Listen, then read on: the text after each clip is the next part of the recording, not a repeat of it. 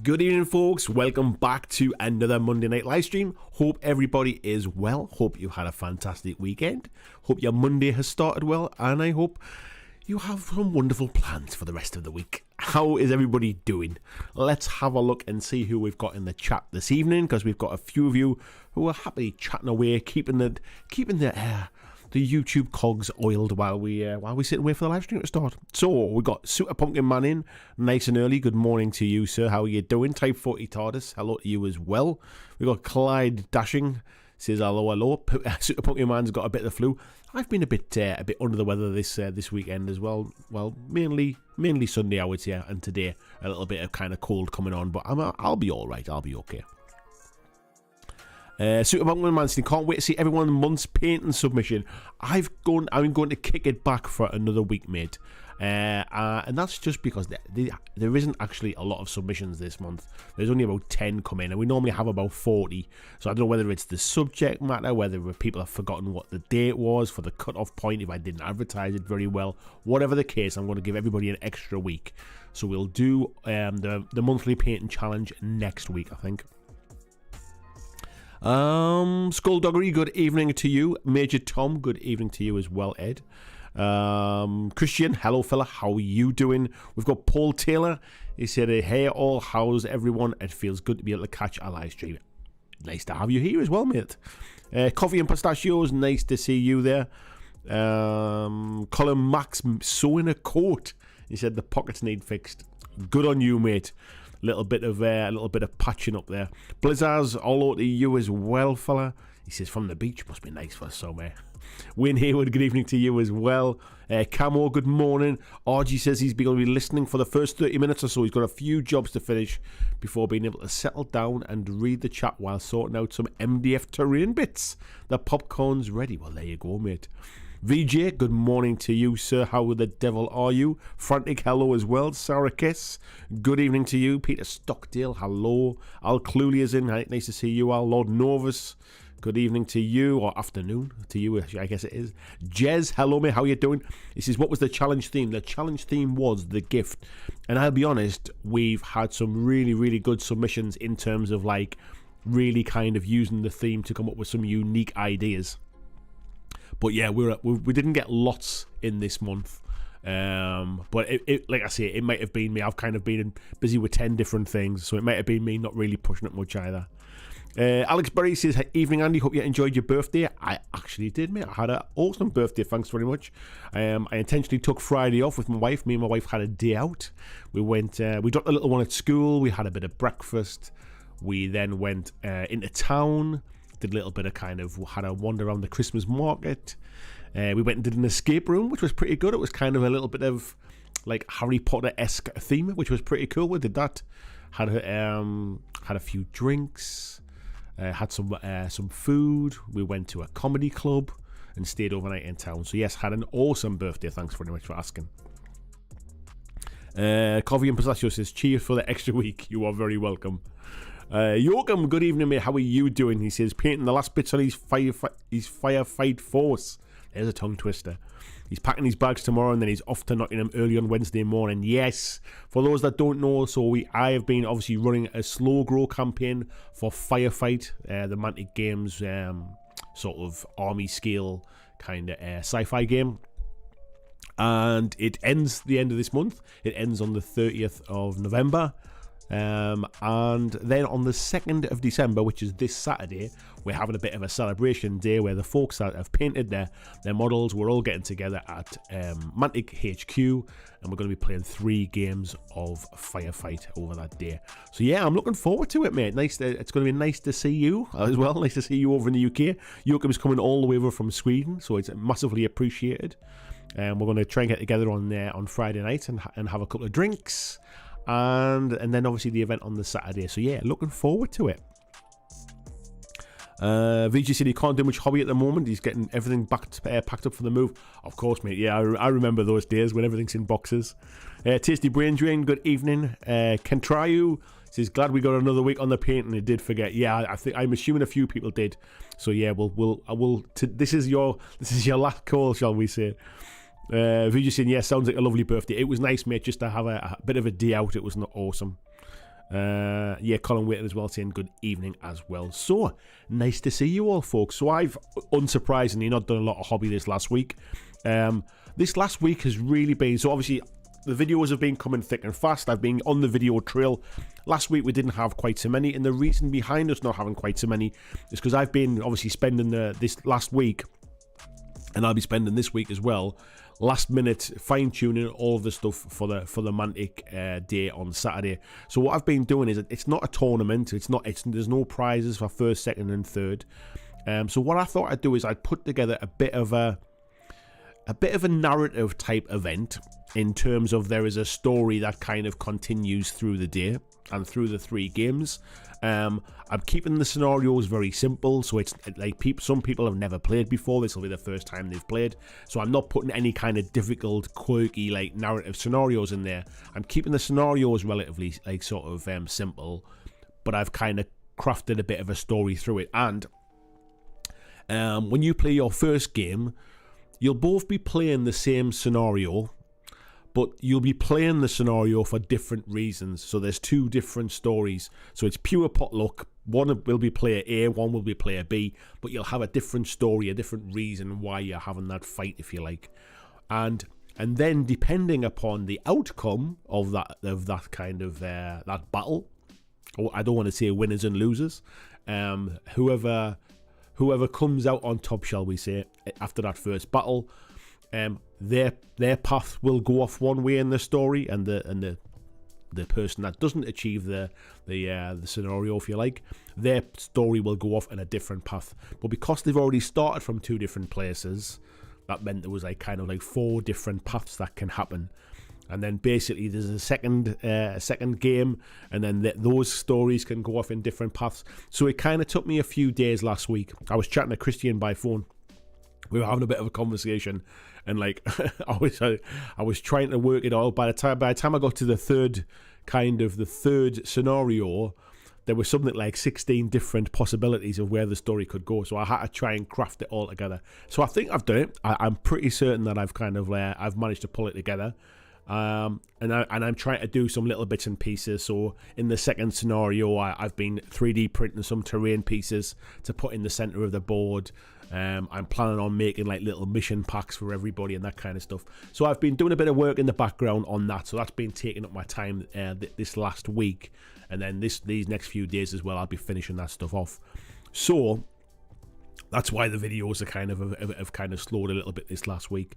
And then obviously it was my birthday on Friday, so I was taking a day off. But next week we'll get back on the wagon, and we'll start getting them videos pumped out again. But yeah, this week I've still got a bit of prep work to do. I've got a hell of a lot of printing stuff out. We're going to be knocking down some trees, I think, for the amount of paper I need to print out. Because I did look at the potential of doing everything digitally, but there's nothing like having the piece of paper in your hand. So yeah. That's what's been happening this last week. Let's have a little look down here. Michael Cowan, hello to you, mate. He's asking how everybody else is. Spoonie, nice to see you as well. Lee Burns, good evening to you as well, sir. So yeah, actually I wonder if I can show you. Let's have a little look here. If I go across to my laptop, you can see my laptop screen there. So all of this stuff, this is all the firefight bits and pieces and the different missions and what can happen. So I'll show you one half of it just so you get an idea of it. So these are the missions that I am kind of creating here. Let's zoom in a little bit so it's not tiny on you. Let me make that a bit bigger. And we'll get in the middle of the screen. So yeah, so this is, whoops, I was trying to scroll up. Oh, what's it doing? There we go. I was trying to scroll up and down there. There we go. So yeah, so we've got this mission 1A. There's a mission 1B. So depending upon which side you're on, and then basically there's a little bit of a narrative story here at the top. and then it'll tell you a bit about the terrain and the deployment, tell you how many rounds we're playing and stuff like that, and then it's got the layout. And I've been doing one of these for each of the different outcomes, and then a fancy spreadsheet, an Excel spreadsheet in the background that's working out all of the different pairings depending upon the outcomes from the games and stuff like that. Luckily, my wife is a bit of an Excel wizard, so she's been doing all of the conditional formatting and stuff like that, and the formulas to make it all work. So, fingers crossed, it seems like it's working fine. Lee Burns is saying, it's a good topic today. I've generally got to keep away from video games, otherwise no painting will get done at all. It's an interesting one, actually, the topic tonight, because it kind of, I mentioned this on last week's stream, it all kind of sprung up from one of my older sons has been playing Darktide, which the thumbnail picture comes from, and he's kind of getting the itch to start getting into Warhammer. Now, bearing in mind, he grew up with me as a dad, and like miniatures have always been around him and stuff like that. He's fully aware of what I do for a job. Like, we're not short of having a few miniatures around the house, and it's never really grabbed his attention. However, playing Darktide has, and that's what's planted the seeds for the conversation that we're going to have tonight, and about, are video games really the ultimate gateway into tabletop gaming, as opposed to, are certain tabletop games the gateway into other tabletop gaming? And that's where the subject will start from, and we'll go kind of from there. Tony's saying, only video games that I play are MMORPGs. So we're talking about things like World of Warcraft and stuff there, mate. Spoonie saying, so he can't make it on Saturday. Hopefully Carl can make good use of his ticket and brings home the Forge for others, and by default me. Brings it home for the Forge for others. Please, what I'll do, mate, I'll make sure I send you a copy of all the different mission packs and stuff like that as well, so at least you get to see what you were going to play, and you can play them at home with friends or whatever it is as well. Jess says, all looks very fancy and nice work. Yeah, it's taking a bit of work, mate. This is the thing that people don't really say. I was having a conversation with Christian last week, and I was saying about like the amount of like times you work on stuff, in it. Like, not every idea I have for a video ends up being a good idea for a video. So you end up with like lots of kind of half-finished projects. You get half-finished videos. I've got like lots of like videos where I've started filming stuff, and then it's come to a point where I've decided it's not really kind of, it's not as interesting as I thought it was. So you have these days where you just kind of lose days, and people don't really say that. They think, oh well, it's just not making any videos this week, kind of thing. And this week's been, last week was being one of those weeks really where, not for making videos, but for, I had like a lot of admin stuff to do. I had a day just catching up on emails, and like I have companies contacting me wanting to send stuff. There's companies contact me and that it's not really my kind of thing. Like it might not be something that really interests me. There's like lots of kind of going backwards and forwards. I've been setting up an interview, for example, with Tom from Moonstone. So there's loads of little bits and pieces like that. So I had a bit of an admin day catching up on some of that stuff. And then I've had days of kind of like just doing all of this stuff for the event next weekend. So it's amazing how like those kind of times can just get away from you. It's all the bits that you don't realize when you start doing it for your job, and it's not just a hobby. Like it's all of that stuff. Like I've still my tax return. I've still got to fill that in as well before the end of January. So I'll have to put a few days aside to sort that out as well at some point. Michael Cowan says, in answer to the title of the vid, yes, I started back into the hobby with Astartes and then Space Marine PC game, then YouTube painting vids, and then I started painting and occasionally playing. Yeah, and I think that's exactly what we'll come on to, mate. Yeah. Jess says he's busy making a Celtic roundhouse. It's been fun. Nice, mate. And Tony's saying, so not much gateway there. I don't play it often, though. I think it depends, mate. Like if you were playing something like, say, Total War Warhammer, which isn't technically like an MMORPG, but it's a different type of game. You'd be surprised kind of how that's influenced people, and it's something again we'll come onto it when I start talking about the main topic. Colin's saying they have one expensive hobby. Oh, sorry, Colin's saying I have friends who play a lot of Total War Warhammer, and well, most of the gamers I talk to in that run gaming PCs, they look at Warhammer prices and just say no, as they have one expensive hobby already.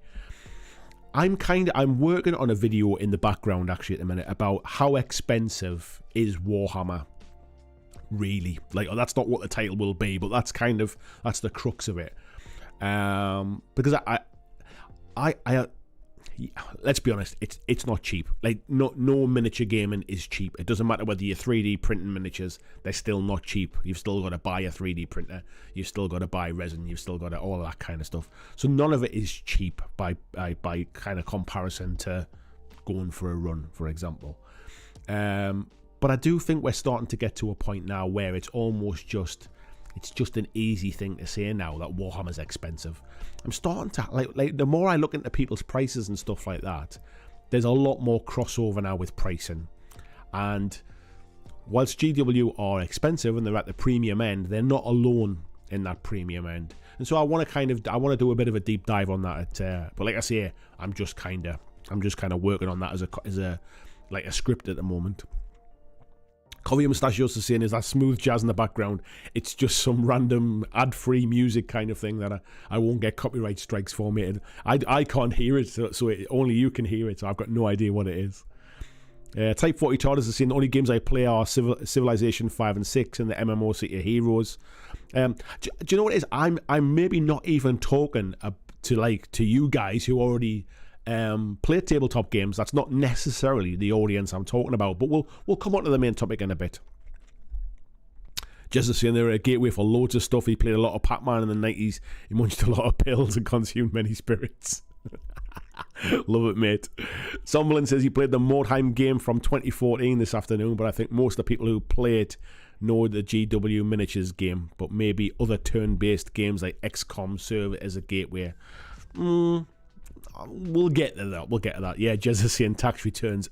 Yeah, I mean, to be honest, mate, I don't earn a lot of money, so I generally don't really pay tax. But I have to tell the tax people that I have to tell them I'm not earning enough to pay tax. Phil Campbell, good evening to you. Paul Taylor said, I've been really looking forward to Dark Tide coming to Xbox, the PC Game Pass on Wednesday, thinking the paint may have to be moved off the desk for a bit. I've been really tempted, mate, to be honest, to pick it up for PC. I don't have a new Xbox, I have a PlayStation 5. It's not coming to PlayStation 5. But I've been tempted to pick it up for PC. Like I say, my oldest son's playing it. It's nice to have something we can play online together as well. But at the minute, it's kind of like, the reason I haven't picked it up yet is purely I haven't really got the time to play it. Like, I bought Call of Duty Modern Warfare 2 and pre-ordered that and played the early access single player game because I had a few days, and I've not even played the multiplayer yet. I've not been back on it, so I'd be kind of throwing money at it, I think. Phil saying no hipster hat tonight. That wasn't a hipster hat, mate. That was just a woolly hat. It's a bit warmer in here today, mate. It was proper freezing last week. It was frosty outside and stuff. It's cold still, but it's not as bad as it was last week. Michael said he's got back into model railways during lockdown. It's eye-wateringly expensive and makes GW stuff value for money in comparison. There's a lot of stuff that's a bit like that, mate, yeah. Frantic says, is there any video coming for the Elden Ring press event? I saw Mikey's coverage the other day. Do you know what, mate? I was going to do a video about it, and there's kind of two reasons why I haven't at the moment. One is they said you don't have to film anything. We're going to film your gameplay video, and we'll send you the files, and then you can use that to make a video. So I thought, absolutely perfect. And they sent it through to me like the day before the Kickstarter went live. But what they sent me through was a Dropbox file. And when I went onto the Dropbox file, there's about 200 gigabytes of video footage. And it like each video file was about 60 gig. It was taking about 5 or 6 hours to download. And then when I downloaded the first file, it wouldn't open in Premiere Pro. And then I was trying to clear space on my hard drive so I could put all of the video files on the hard drive to start editing them. And it got to a point where it was like, it's going to take me 2 or 3 days to download this stuff. Then I've got to try and find some codecs and stuff to make it all work in Premiere Pro. By which point the Kickstarter is going to be almost over. So that was one point of it. The other point of it is that other people have already kind of done their stuff now. Some people went to Steamforged HQ and recorded their kind of gameplay footage. I'm not really sure what I can add to it now, to be fair, from a sort of, from the context of telling you something you don't already know. So it wasn't a paid gig. Like, it's not like it's not like I have to make any content about it. I wasn't being paid to be in there or anything like that. And it's my own personal opinion about the game. I guess at this stage, if it's something you're interested in, you'll have already made your mind up. If it's something you're not interested in, you've probably already decided it's not for you. And the prices, for me personally, the way I am, is I enjoy playing the game. It's something I would absolutely play if somebody else bought it and wanted to put it on a table. I would absolutely play it with them, but I personally wouldn't be spending my own money on it. More for the fact that it's expensive, and a month before Christmas, at a time when everybody's a bit tight on cash at the best of times, I find it hard to justify trying to promote a Kickstarter for a game that you won't see for 18 months, and isn't something I would spend my own money on for the pure fact that it's expensive. So that's really why I've not really made any content. If I could have got the gameplay footage, because I was lucky enough, I think I was the only person who played it solo, I maybe could have like added something to the conversation with that. But the biggest thing was that basically the footage just wouldn't, it was taking for absolutely forever to download. I didn't have enough space on my hard drive. I needed to find about 250 gig of space on my hard drive to be able to put it all on there so I could edit it to then get it off again. And so yeah, it's just been a bit of a nightmare, if I'm being perfectly honest.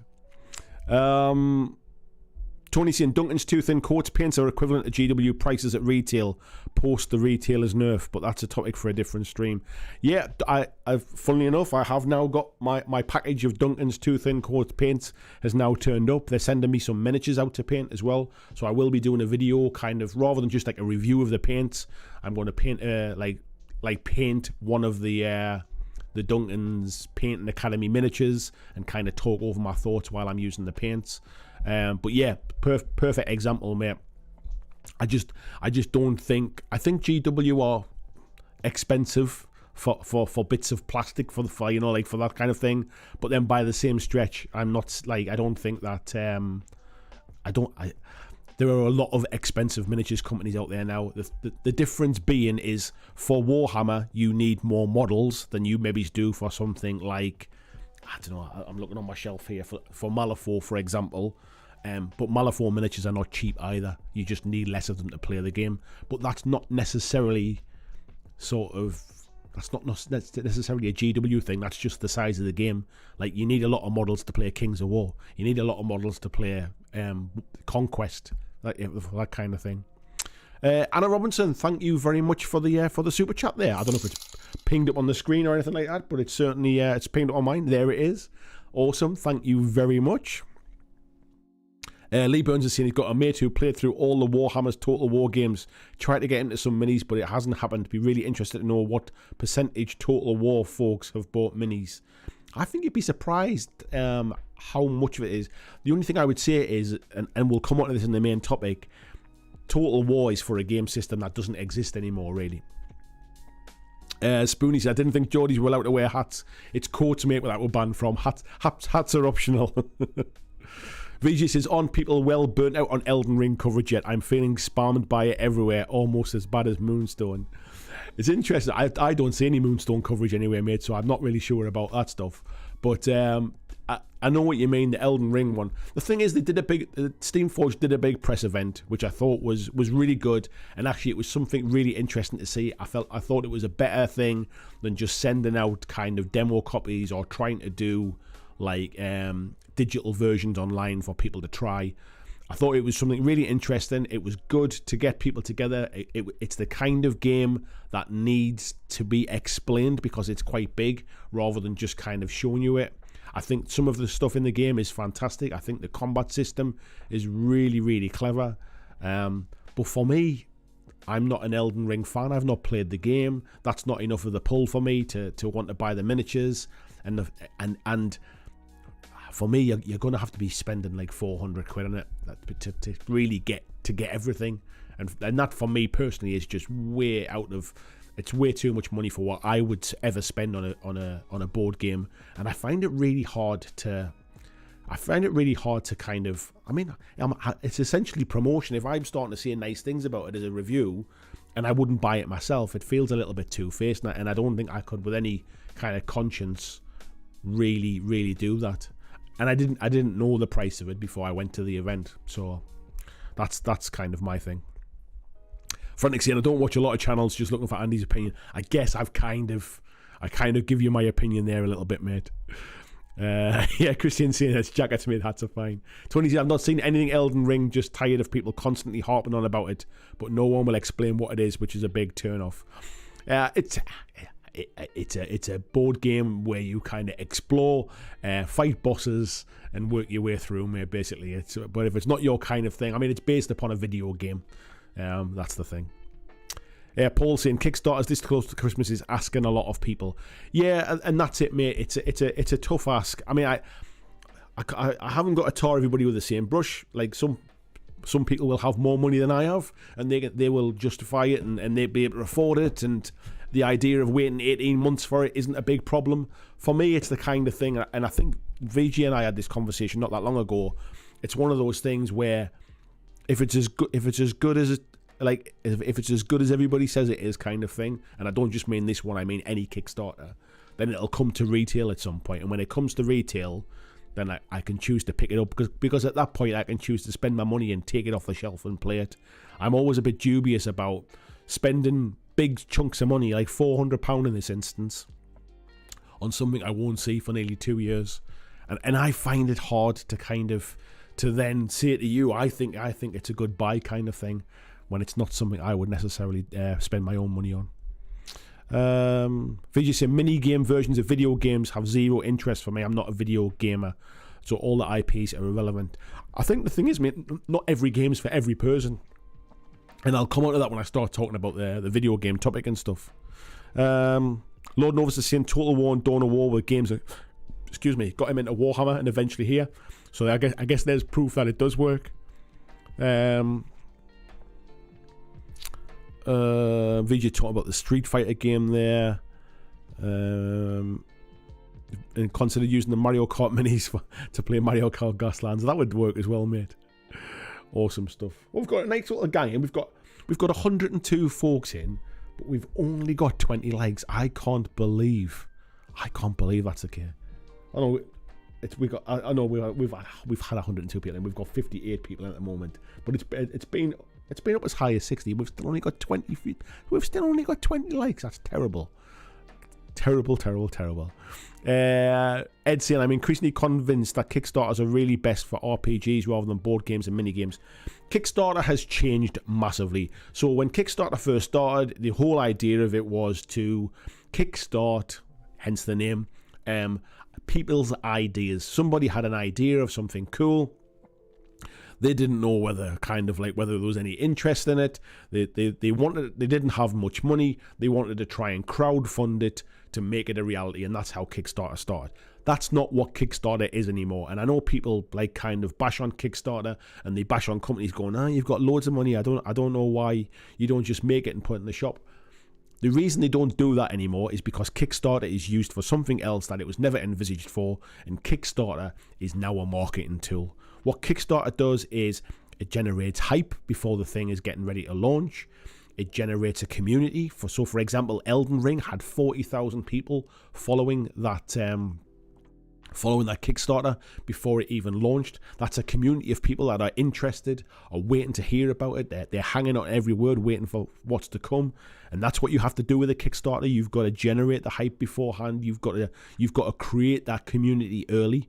You've got to get people interested in it. It's also a way to make sure that you haven't come up with a stupid idea. So you basically, you're making sure that enough people are interested in it before you spend vast sums of money on actual production itself. It's a way to get the money to then invest in things like lots of plastic production. Plastic production is not cheap. I know people keep telling you minis cost pennies. Minis do cost pennies once you've spent thousands of pounds getting everything set up to start making those minis for pennies. And that's where the investment goes into that thing. That all has to be paid back in some way or form. So Kickstarter now is not a platform for kickstarting people's cool ideas. It's a way to basically sort of create marketing, create hype, use it as a pre-order system. Like, for example, if we take Elden Ring as an example, because I'm familiar with the game's pretty much done, but it's not completely finished. And the miniatures might have been sculpted and they might have been prototyped, but they've not been mass manufactured. So they've been 3D printed. The ones you see online have all been either 3D printed or they're just renders. So yes, they'll have ploughed some money to get into this stage, but the vast majority of the money comes in the next stage when you start going into production. And if at that point you decide, actually, this is not a very good idea, or not as many people back it as you thought they did, or as you thought would, then obviously you're reducing the risk by going through Kickstarter. If you just mass manufacture loads of board games and then they don't sell, you're massively out of pocket. So Kickstarter is a very, very different place now these days. Tony's saying, yeah, he's own mad angle on things, but I'm a happy camper. That's the best way, mate. Fiji says, I'm still backing Kickstarters, but I need to tick all my boxes regarding postage and solo and playthrough videos. I'm the same. I'm not against Kickstarter. I will still back stuff on Kickstarter. It just needs to be something that I absolutely 100% believe in terms of, do I think it's the right price? Do I think the delivery time is realistic? Do I like I've backed Kickstarters for like 3D printing files, because what generally happens is once the Kickstarter is finished, they just send the files out. So like, I know I'm getting it straight away kind of thing. Or if it's a company that like I know generally delivers kind of on the timescales that they're talking about. Like, for example, Mantic have got their Kickstarter going at the minute for their sci-fi trees, and I'm 100% invested in the fact that like Mantic will deliver when they say they'll deliver, because you know, like, they've sculpted the stuff, but it all needs to go into mass production, and that's exactly what this is for. It costs a lot of money, and it's a big risk to put like lots of production into those kind of sci-fi trees. So that's what the Kickstarter's for. But they're not talking about delivering in 2 years' time, for example.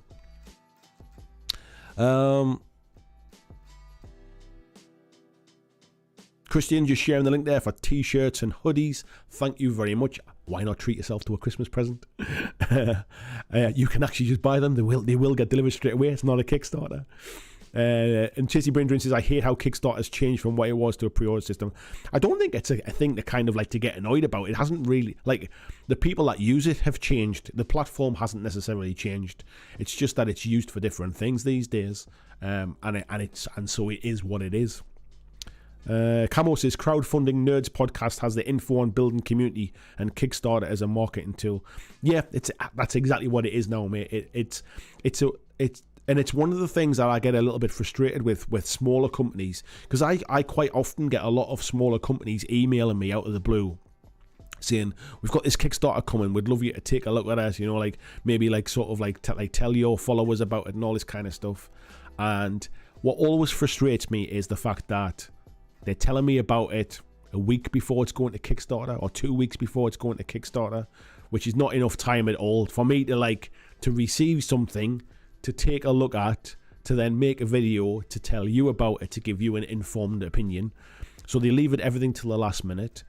I'm also not a big fan of, when it comes to Kickstarters, it's essentially advertising, really, because unless I've got, like, for example, Elden Ring is a prime example where I got to go and play the game. So I can tell you with confidence my opinion on the game, because I've played it, I've kind of looked at the materials that you're going to get, and I have enough confidence to know that what I used in my demo games is close enough to what you're going to get in the finished product.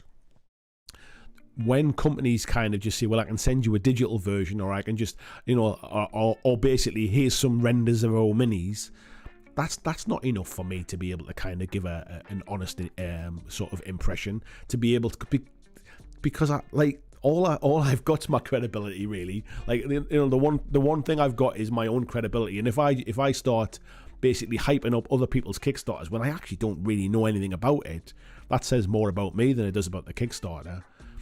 And that's why you have to be kind of careful. There are some people who take money to advertise Kickstarters and don't believe in them. There are some people who will dress it up as a review when it's not. It's a preview or a promotion, and they're very different things. And so when it comes to Kickstarters, I'm always a little bit like, I do get offered like a lot of kind of heads up for Kickstarters, and will you have a look at this one? What do you think? Will you play this game and kind of tell people what you think? But unless I can get my hands on something tangible or I can physically play it, I tend to kind of steer away from that kind of stuff. Yeah, Tony's saying Mantic are pretty good in their delivery targets. Mantic were the first ever Kickstarter company I backed, actually, with Walking Dead, and it delivered early, I seem to remember, which kind of made me think that all Kickstarters delivered early. Type 40 Tard is saying, I'll back a Kickstarter if I trust the creator. For example, I've no issues backing PP because they've met all previous Kickstarters. And VG says, I can't back the Mantic trees. I'll be waiting for that to come to retail, as I can't justify the postage. It's exactly the same, mate. Like, it's like, I understand what you mean. There's a lot of things. There's things I've wanted to back, and then when I saw the fact that there's VAT on top of it, and then the postage costs nearly as much as the product, it's exactly the kind of thing where I go, well, I'll just wait for retail. Like, even if it is a good deal, I'm not saving any money in the long run, because by the time I pay the VAT and pay the postage on it, I'm paying back the discounts. So yeah, it doesn't really work out.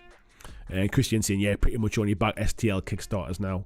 Yeah, and again, a lot of that is generating a bit of hype. If you create something on an STL, like for a 3D printing file, and you just kind of put it out there, how do you create any noise about it? How do you really tell people that it exists?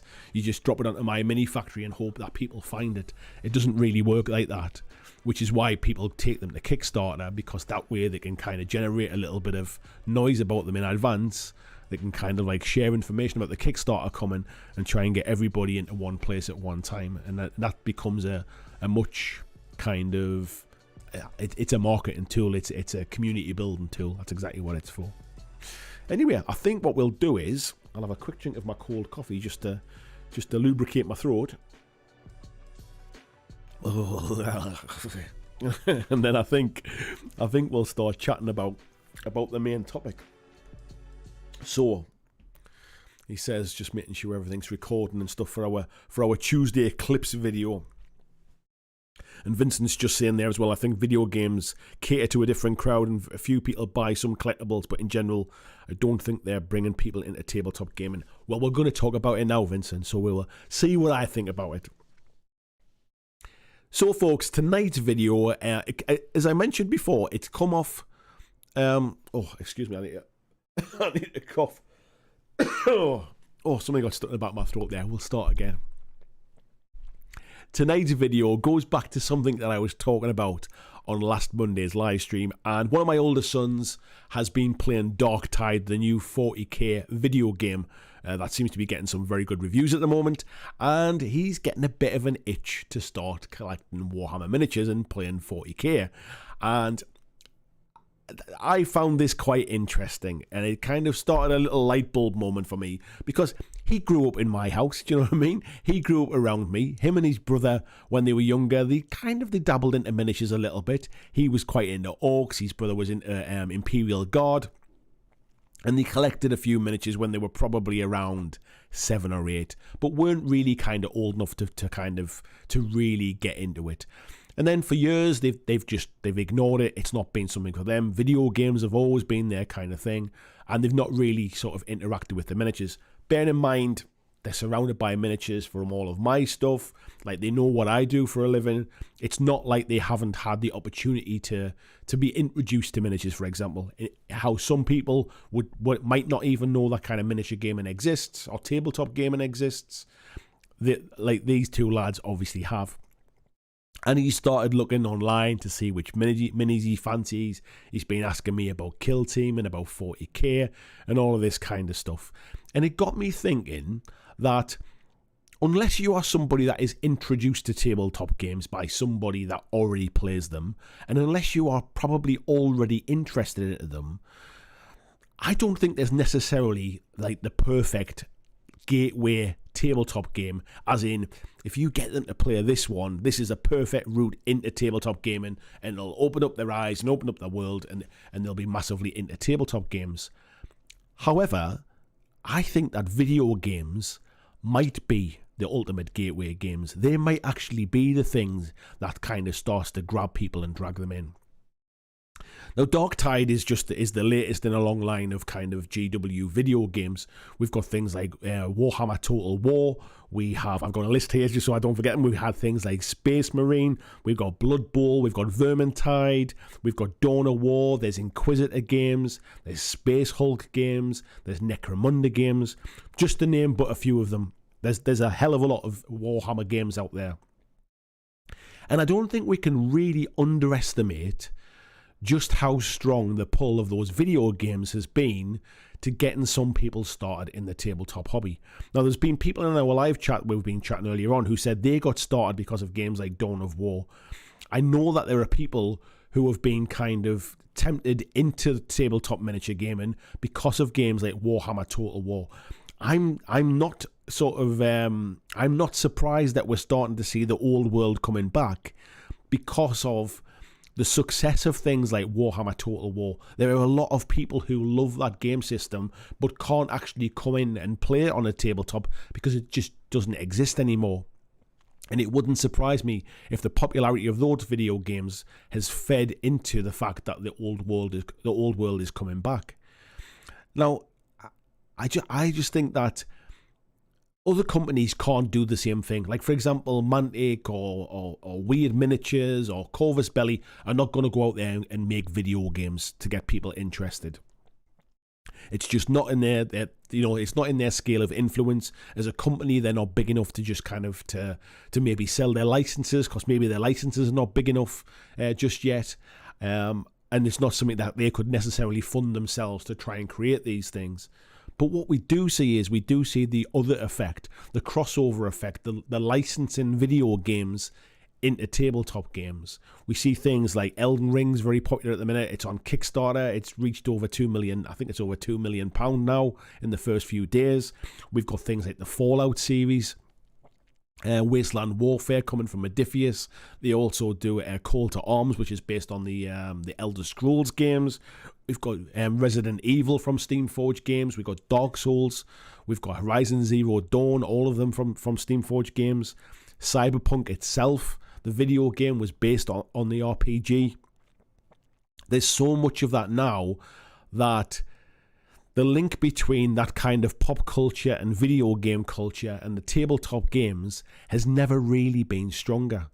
And I just think that we're starting to influence a new generation of people coming through from video games into tabletop. And actually, we should be trying to embrace that. We should be trying to make that entry point easier. Like, there should be a box set you can buy with Darktide miniatures in it that would make you a kill team kind of force or something like that. You should be able to kind of to do that kind of stuff. And I honestly think that if we start to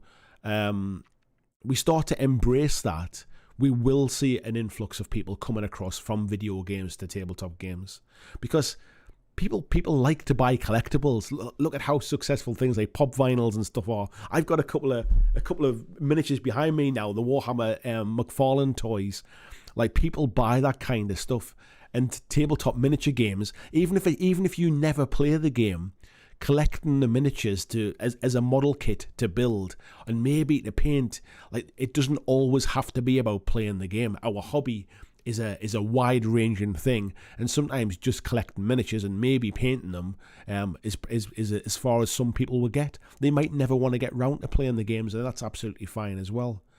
But I start to feel that to get into tabletop games, be that board games or miniatures games, you have to already be interested in them. There has to be something that is drawing you in. Be that a friend or a family member or somebody that's kind of showing you, or you're just, or you've played like sort of board games with a family and you want to sort of explore the wider world of board games. But I think when it comes to bringing in new people into this, into our hobby, video games are probably the better gateway.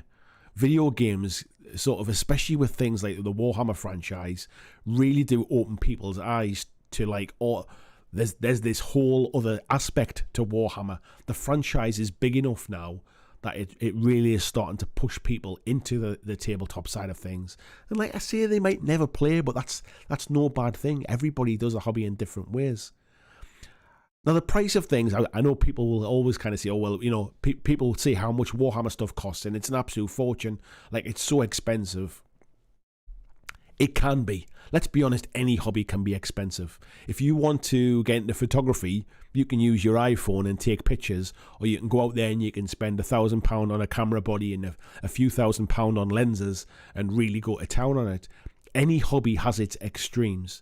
And I guess like tabletop gaming is the same. Like if you want to collect 5,000 points of Space Marines, it's going to cost you a hell of a lot of money to do that.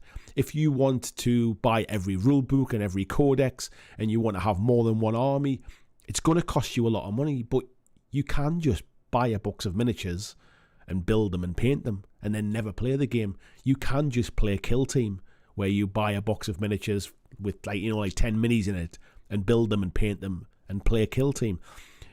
You don't have to go to the far extremes. And I know we often talk about it because we're all indoctrinated. We're all hobbyists. We've been in this a long time.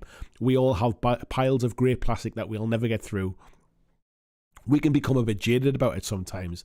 And I think we forget that when new people are starting, they don't always have to start with that kind of like, it's going to cost me £500 in mind.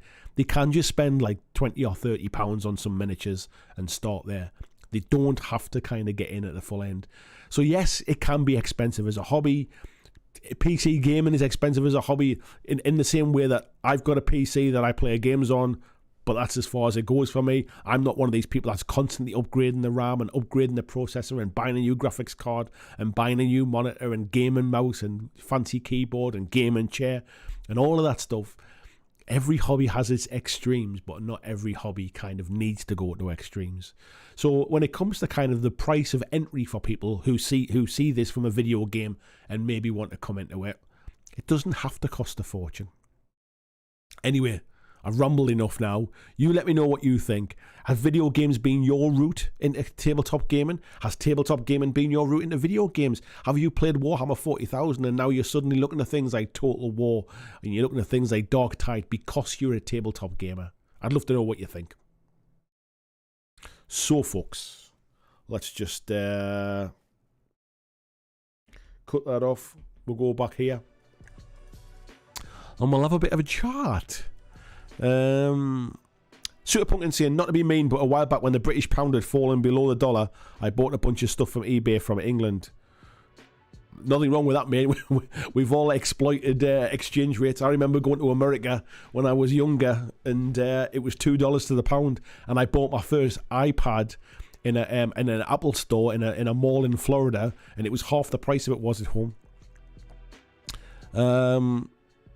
VJ says, frustrating delay on the Mortal Kombat minis expansion for Street Fighter 2. One of the reasons I got in was the promise of a Mortal Kombat expansion. I guess that's the beauties of Kickstarter, mate, isn't it? And delays in manufacturing and not delivering when they say they will. Clyde saying, every time a Mech Warrior or a Battletech computer game launches, new people buy into Battletech miniatures, if only 3D printed ones. Yeah, I mean, to be honest, like Battletech was a tabletop game before it was ever a video game franchise. So yeah, it's another example of that, really. Paul saying, 5 years ago there was a little known game called Hero Quest. Speak to people my age in the wargaming scene and most of them will say Hero Quest and Space Crusade. The thing is though, mate, like that's how people got into it years ago. And I know they were eventually video games as well, but not particularly good ones. But it's a different generation now. Like, the generations that will pick up tabletop gaming now and then have 20, 30, 40 years of the hobby, like a lot of people in here probably have, and need to get into it through a different route. And they're not necessarily going to get into it like from the local church hall unless their dad plays or their mum plays or something like that. And I think we have to look at routes to bring in new players, and I think things like licenses are a great way to bring in new players. I got back into tabletop gaming through The Walking Dead. Like it's like there's all sorts of routes into tabletop gaming.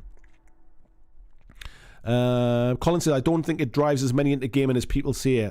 I say that because of my experience with Total War. I think the problem with Total War, mate, is because you can't go and buy an Empire force. You can't go and buy a Tomb King's army anymore.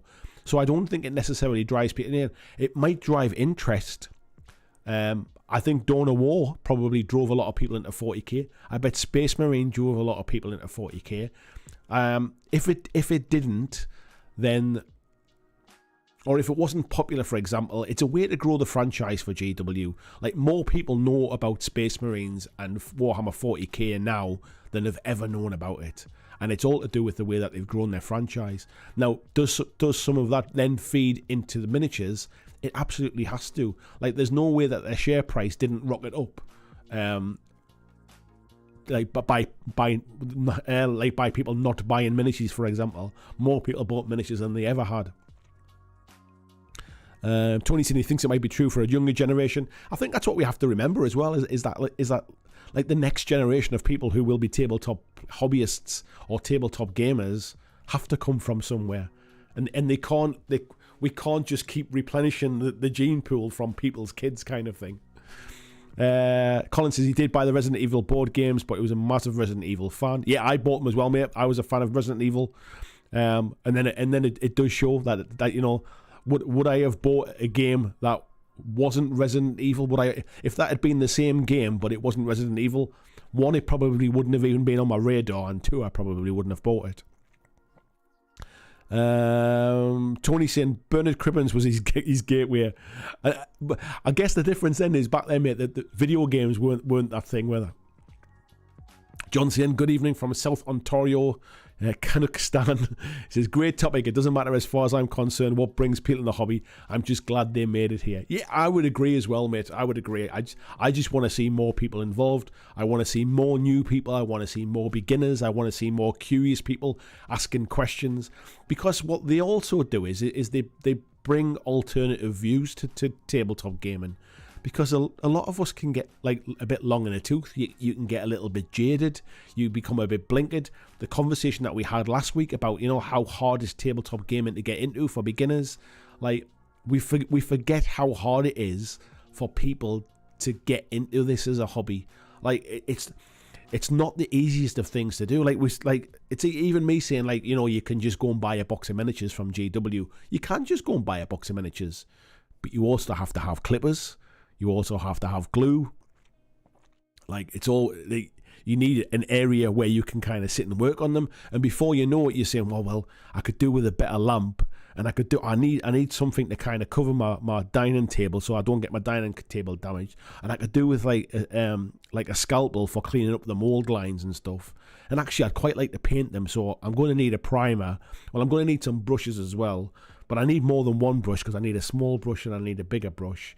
And now I need some paints, and I've got some paints. Now I'm probably going to need something to mix them on, like a palette of some sort, or like before you know it, like, and this is before you've even played a game. You haven't even got a miniature together yet, and you're already kind of spending so much stuff. This is the thing. It's not an accessible hobby. You have to spend some money before you even get started. Vincent says my PC cost a fortune because I work in IT and I need a machine that I can use to simulate an enterprise environment that I can play games. It's crazy bonus. Paul says my gaming chair costs more than a 2,000 point Warhammer army, and this is the thing. Like, it's all sort of, you know, it's all related. Like my son, who's looking at Warhammer stuff now, is a massive gamer. He spent a fortune on his rig, and he constantly upgrades bits and pieces. Vincent says I'm a bit cheap when it comes to my hobby. My huge collection of armies and Grey Tide minis cost a third of my PC. That's because you've spent all your money on your PC, mate. Super Pumpkin Man says his intro to 40k was googling bug monsters. He says, where was that one? And found my beloved Tyranids. Mark Watson, hello mate. He says if someone likes video games, they already like gaming. It's just a question of whether they're happy to try a different system. Clyde, thank you very much for the super chat, mate. He says because you need to pay for your kids' hobby. You're not wrong, mate. I think that the thing we confuse is like, because you're a video gamer, you know, like we instantly think it might lead into tabletop gaming. The thing is, it doesn't have to. It might just lead them into, they're interested enough in building some models, and that's absolutely fine. You know, that like a big part of our hobby is the models. Like, let's be honest, we could all just play with little plastic counters or little paper counters, but we don't, because the models are a big part of it for us. The aesthetic is a big part of it for us. There's nothing wrong with stopping at that level.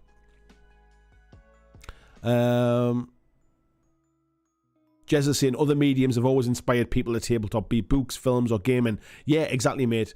I just think that now we're starting to get companies like Games Workshop who have a big enough license with Warhammer. That's when we're starting to bridge and bring people in, and I quite like that. Like, I'm not an anti-GW person. I actually think it's good for everybody if people start, if more people see tabletop gaming because of reasons that weren't there maybe 10 or 15 years ago. That can only be a good thing. Mark saying, if someone we just top it there. Vincent says, I revised my statement. I think strategy gamers might get into tabletop games easier. Yeah, like I say though, it's not necessarily about the gaming side of things. It's about the hobby in general.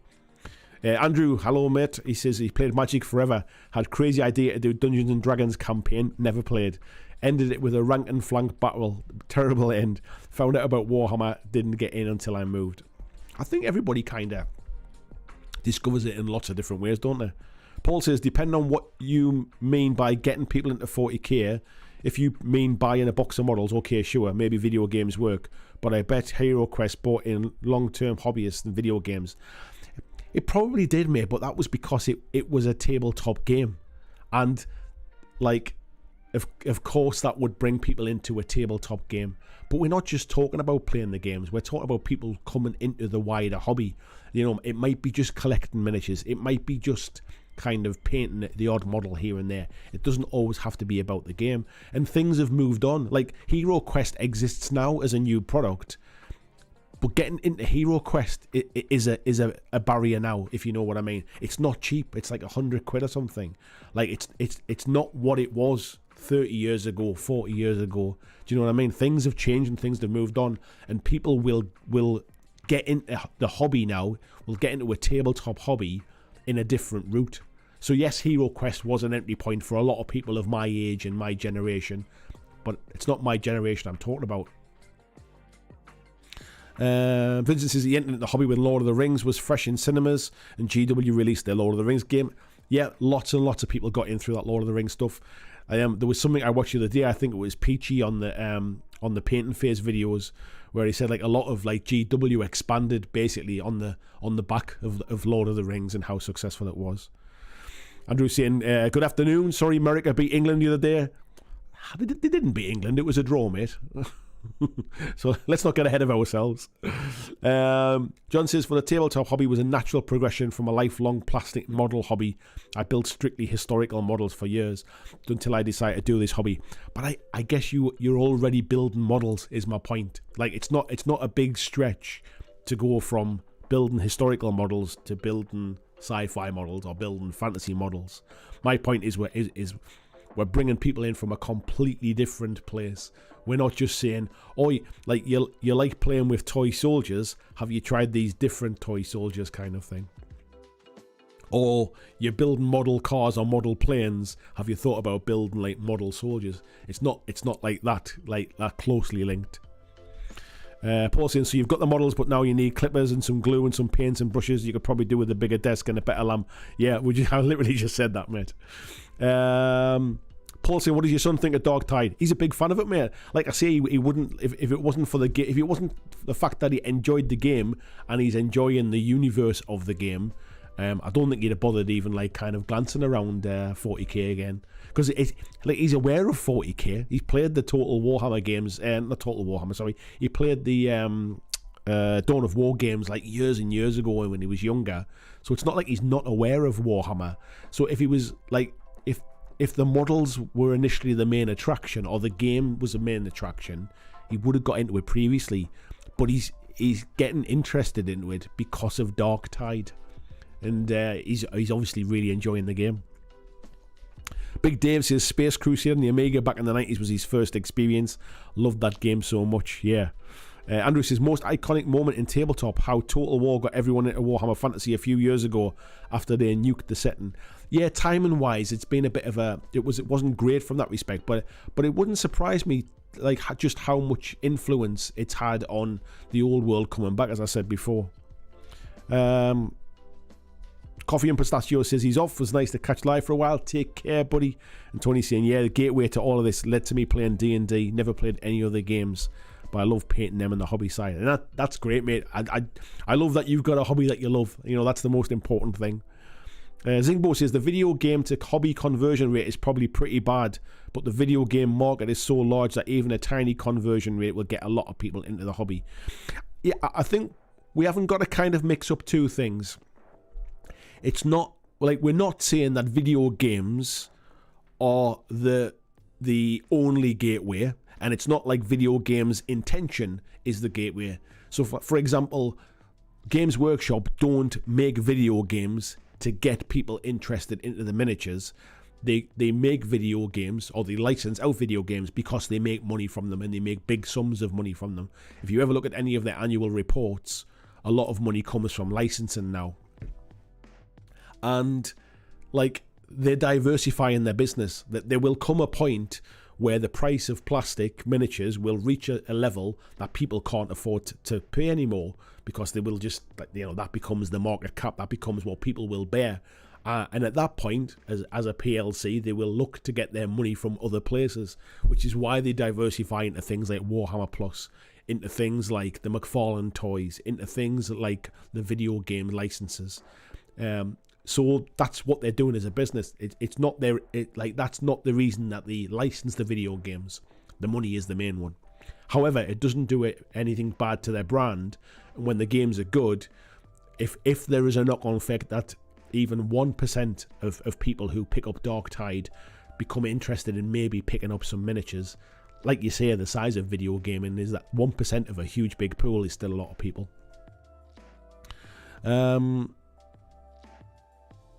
Mark saying one key thing about Hero Quest and Space Crusade is they were aimed at newcomers.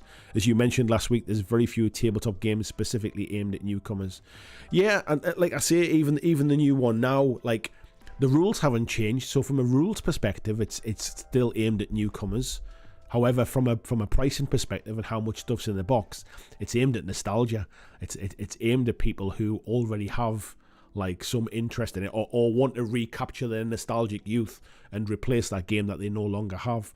So it's not the entry point that it once was. Gary Jensen says I got into wargaming because of YouTube. I think that's another thing now as well, mate. I think people see a lot of crossover with people playing the video games on channels, maybe building the miniatures. Like Pete the Wargamer did a fantastic video this week where he kit bashed some of the Ogren models to look like the Dark Tide miniatures. Fantastic video. It would not surprise me if that picks up some people seeing that for the first time. Paul says new Hero Quest is not very visible unless you're already a gamer. Yeah, exactly, mate. It's kind of just a nostalgia product for crusty old grognards. Exactly, mate. That's exactly what I've just been saying there. And he says, yeah, original was successful because it was well advertised. Yeah, and it was in conjunction with a high street brand. So the idea was it wasn't a Games Workshop game. It was something that Milton Bradley, the board game company, made and had Citadel essentially making the miniatures for it. And it was advertised on TV, and it was in the Argos catalogues and all that kind of stuff. In the same way, games like Atmosphere, for those that remember, it was well advertised. The ones where you put the video cassette in and the guy comes up on the screen and kind of like talks through the game and that kind of stuff. The same way games like Mousetrap were massively promoted on TV. Like it was of that board game era, and it was. I want to say as well, it was at a time when video games hadn't quite gripped the market just yet. Video games were a thing, but they not to the extent that they became maybe like 3 or 4 or 5 years later. Like I think I was really getting into video games probably around the similar time that I got Hero Quest, but they were still kind of nerdy at the time. Clyde says, much younger cousin was a heavy video gamer. Dawn of War games got him on board. Surprised his mum that he could do something other than game for hours. I think there's also that as well, and we mustn't underestimate the fact that video gaming still has that kind of connotation of, oh, you've got to get your kids off, like you've got to get your kids off playing them games all the time. They're like sitting in front of a screen, it's bad for their eyes, and you know it's not good, it's antisocial. So if any of those sort of kids or younger people do show any interest in a hobby that isn't just video games, you'd be surprised how many parents jump on the bandwagon and will happily buy some models just because it's something different. So there's definitely an element of that. Ed saying the fact Warhammer Fantasy Roleplay 4th edition made a shed ton of money for is a Cubicle 7 has a lot to do with the old word coming back. I think that just shows the brand license. The thing is, I mean, there's a lot of people want the old world to come back. As a universe, it's obviously very, very rich.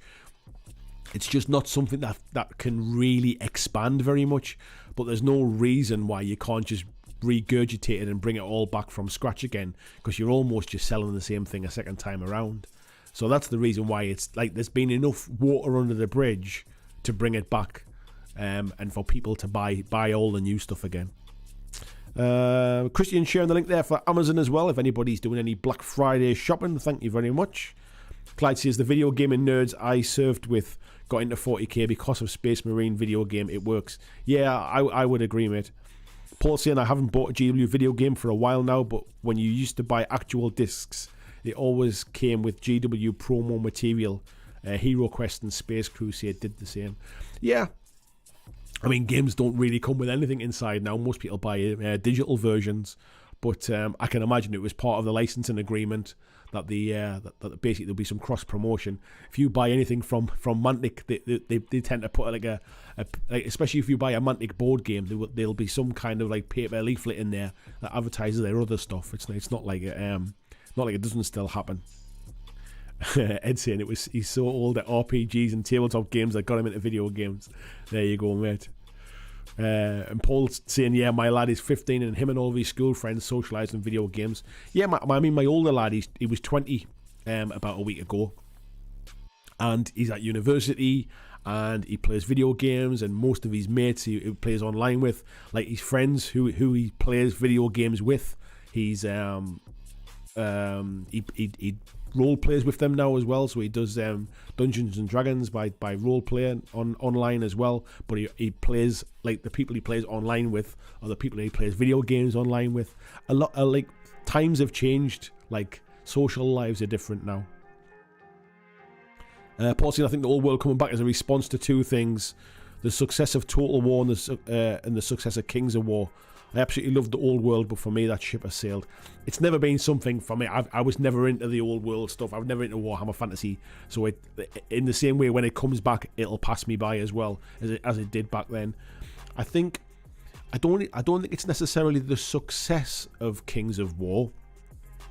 I think it's the success of sort of rank and flank games, and that basically while there is still a market out there for rank and flank games, and there are still people buying those mass battle fantasy armies, be that Song of Ice and Fire, be that Conquest, be that Kings of War, I think while there's a market out there, GW sees it as essentially leaving money on the table, and I think, like I said before, I think there's been enough water under the bridge now that they can bring back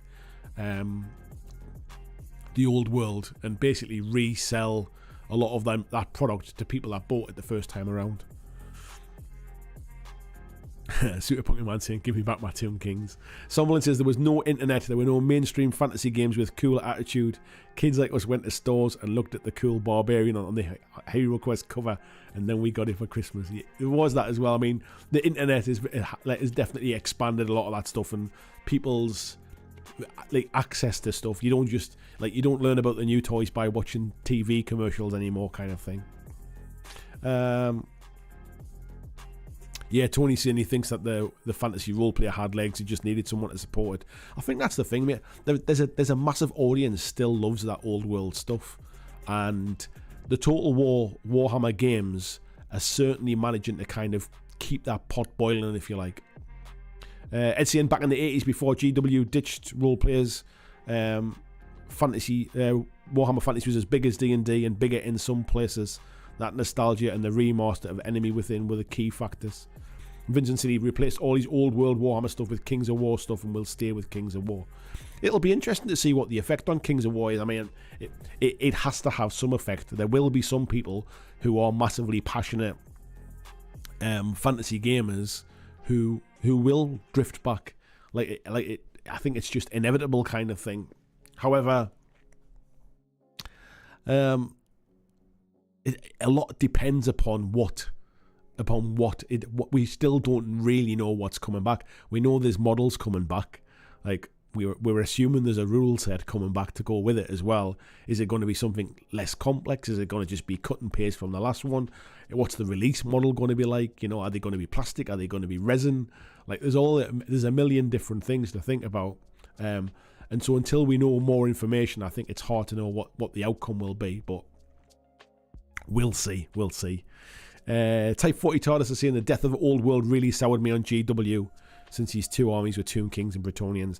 I think there was a lot of kind of sort of old time players, if you like, and I mean that in the nicest possible way, just people who've been around for a while, who will have been soured by it and will never ever buy anything GW again. But I don't think that's necessarily the market that they're going after now. Like, I don't think they're necessarily trying to pull in the old timers. I think there's enough people now are just kind of like I say, there's been enough water under the bridge that it feels fresh and new again, kind of thing. Vincent City prefers the rules and the lore of Kings of War. Yeah, like I say, it depends upon. I mean, there's no denying that the old world lore and the background is fantastic and rich and huge. The rules will remain to be seen. God knows what they'll bring back. Evening, Clavak, how you doing? Paul says, I miss the Argos catalogue. Me too, mate. That used to be my Christmas shopping list, going through there and circling things I'd like. I think we're going to be missing Argos soon, to be fair. They seem to be closing down a lot of their stores as well, so they're almost just becoming an online store now. Clavak says it's a very valuable IP to keep around, whatever they do with the rules. Yeah, definitely. I mean, they still write, there's still old world books, like Warhammer fantasy books come out. There's the video games, obviously, like things like Vermintide, things like Mordheim. Like it's not exactly. They might have ended it from a tabletop miniatures range, but it's still very, very much still alive as an IP. Clyde saying happily stay with Mantic Fantasy and/or Frostgrave.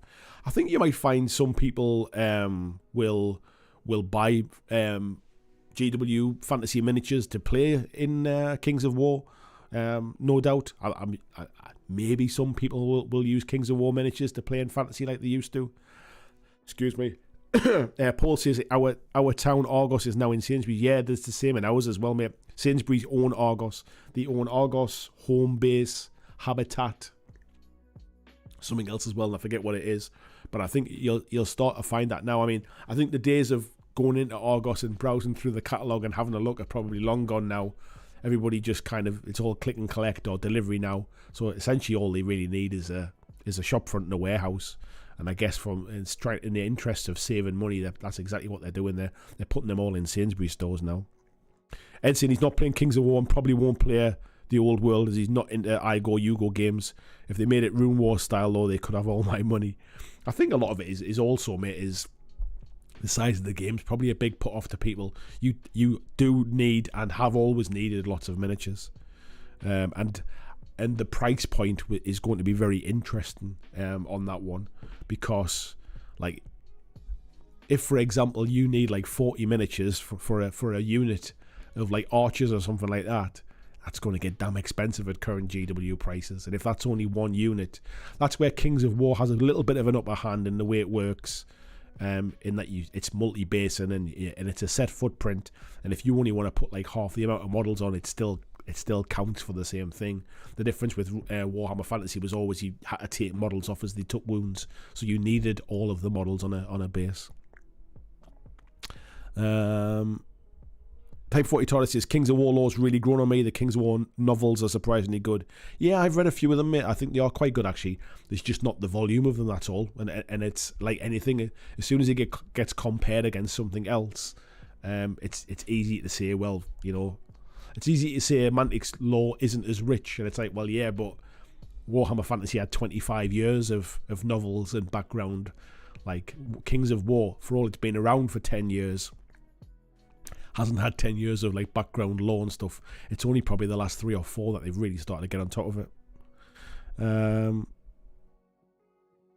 Let's have a little look here.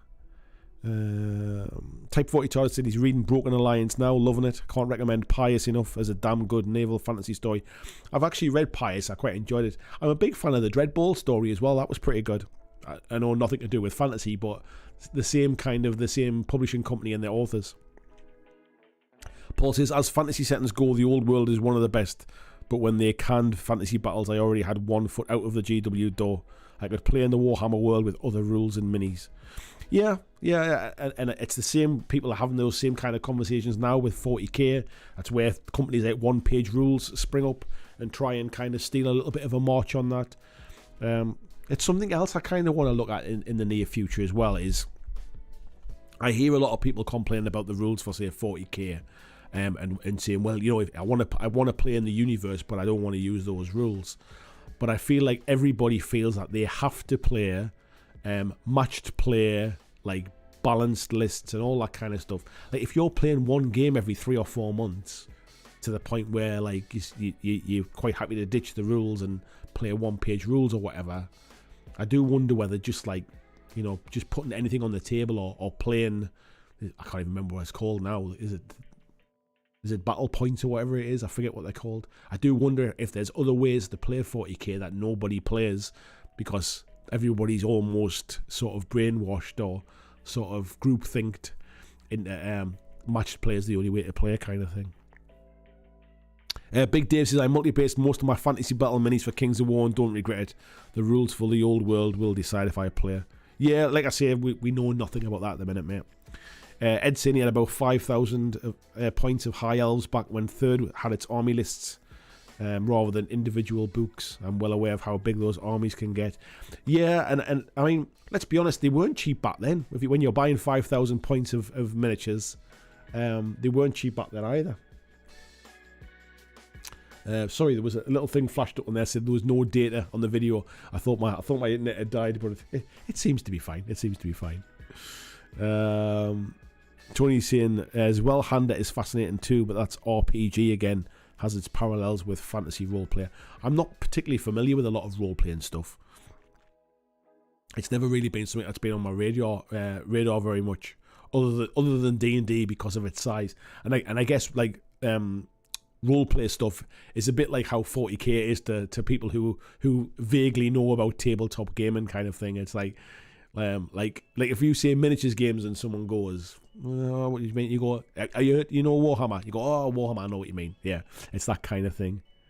Yeah, Clyde saying just a glitch in the matrix. It must have been, mate. It has a little green dot and it says excellent connection, and it just flashed up on my screen in front of me saying no data, and I was like, that's a bit strange.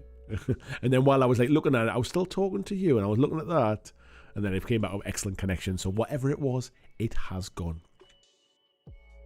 Anyway, folks, I tell you what, my throat is drying out something rotten tonight. It's really so.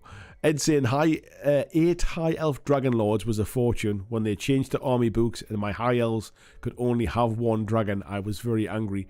That was one thing, I guess, that I don't think they do that kind of stuff anymore now. I'm not that close to it really, but I don't think they invalidate stuff in the same way that they used to.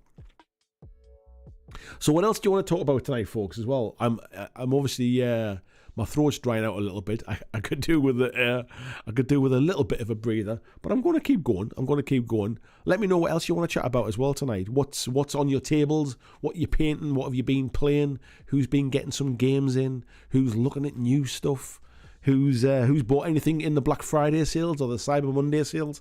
Has anybody bought any hobby stuff? BJ saying, go get yourself a drink. I'll have to go back in the house, mate. It'll take me 5 minutes to do it. I'll have to just keep drinking my bits of cold coffee, mate. It just it just wets my throat, doesn't it? So it also makes me pull a face as well. Oh, Jesus Christ. I don't know how people drink like iced coffee and stuff like that.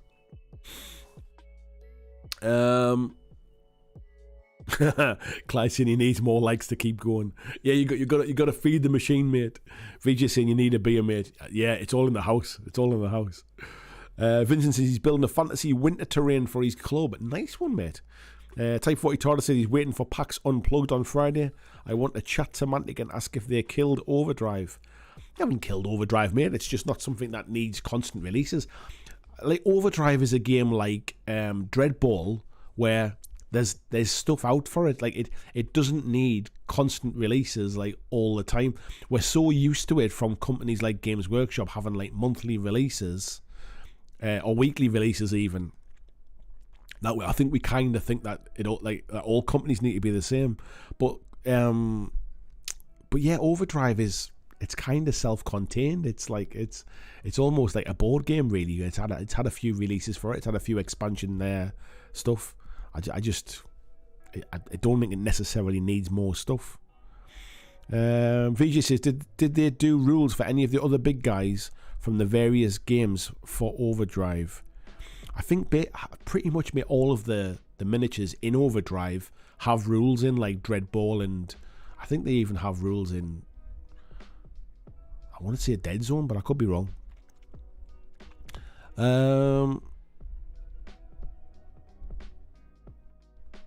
Tony says he's been painting more of his Cursed City set, working on the Gravedigger dude at the moment. Nice one, mate. Look forward to seeing it.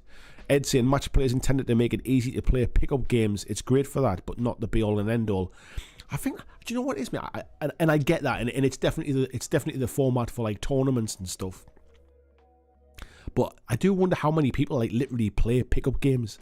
How many people turn up to a shop, or turn up to a club, not having pre-arranged their game. I don't think there's a lot of people that do that. Clyde says he needs a studio bar fridge. To be honest, mate, I do have a fridge next door, but it generally had like about 4 cans of lager in it or something like that.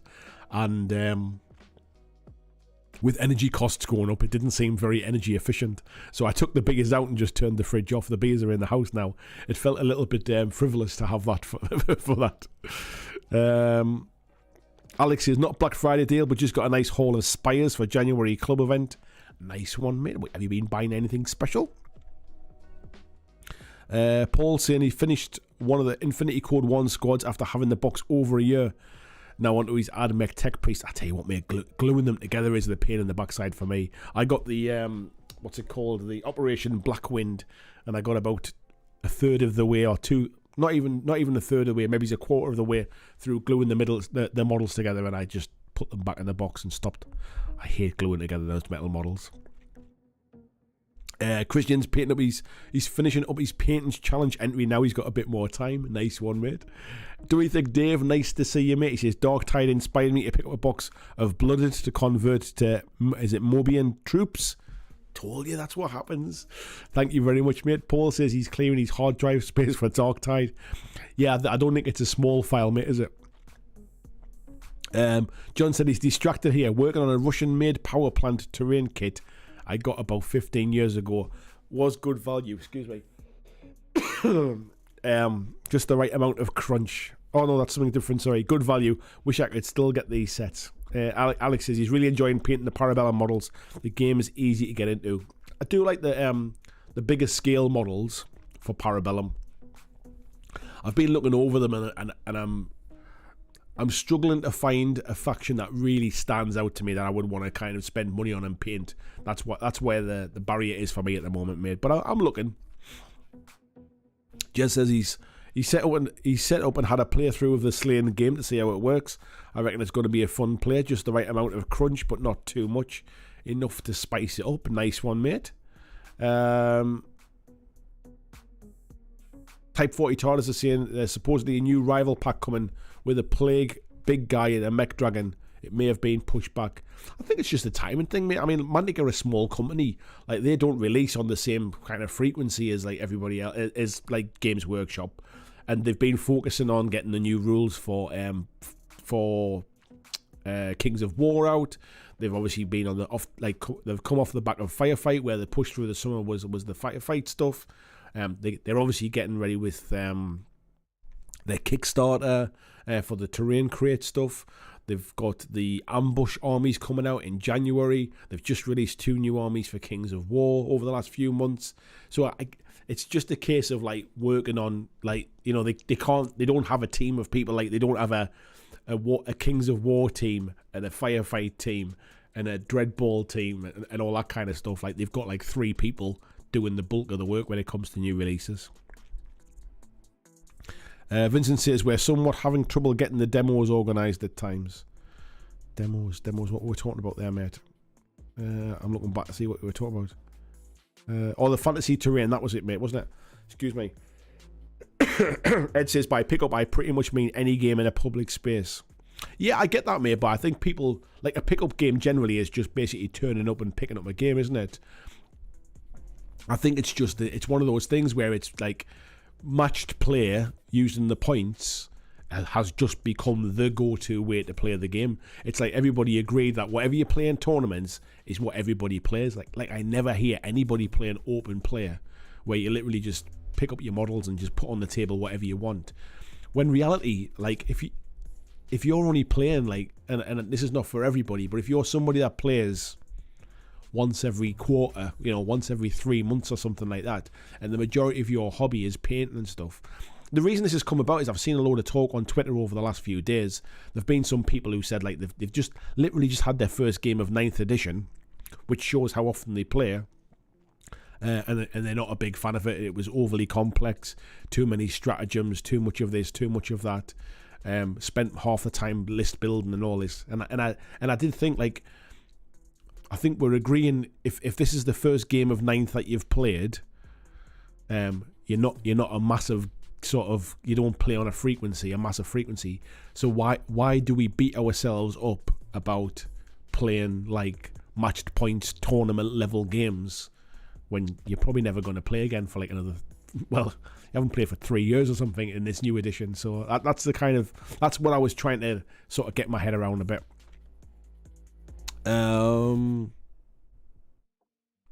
Let's have a look. Feature saying, no, I meant the other way, overdrive rules for other minis, or can you just play with the ones that came in the box? No, there is other minis, mate. So they've basically released some kind of like rivals packs which have other minis in it, and some of those minis are from other games. So some of them are from Dreadball and some of them are from Dead Zone as well. What I said, it still stands, but some of the models have come over. So it's not just the minis that's in the box. There have been other releases as well. Game Talker saying gaming started with me at the table, but I was born in 79. Yeah, I was born in 75. So it's like, this was my point earlier on, really, when it comes to video gaming. I'm talking about like people now.